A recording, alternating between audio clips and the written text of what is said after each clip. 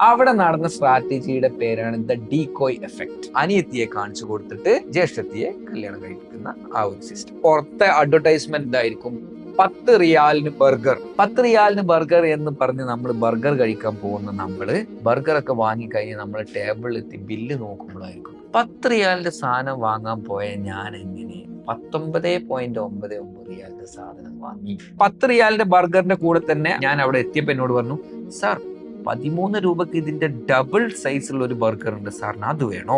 10 റിയാൽ അതിന്റെ ഡബിൾ ആവുമ്പോ അത് 20 ആവേണ്ടതാണല്ലോ, അപ്പൊ 13 ആവുന്നുള്ളൂ, നല്ല ലാഭം. ഓക്കെ, അതെടുത്തോളൂ സാർ. അതിന്റെ കൂടെ ഒരു പെപ്സിയും കൂടെ വേണോ? 15 ആവുള്ളൂ. പെപ്സി ഒറ്റക്കുവാണെങ്കിൽ അത് 3 റിയാൽ വരും. അവസാനം ബില്ലടിക്കാൻ നേരത്തെ ഈ സുന്ദരിയായ ഫിലിപ്പീനി പെൺകുട്ടി നമ്മളോട് എന്ത് പറയും? അവളുടെ സൗന്ദര്യത്തിലാണോ വീണത്, ആ സ്ട്രാറ്റജിയിലാണോ വീണത് എന്നറിയില്ല. സാർ ഫ്രൈസും കൂടി കൂട്ടട്ടെ, വെറും 5 റിയാൽ തന്നാ മതി, അത് ഒറ്റക്ക് വാങ്ങുകയാണെങ്കിൽ അതിന്റെ പ്രൈസ് 10 റിയാലാണ്. ഓക്കെ വെച്ചോളൂ എന്ന് പറയും.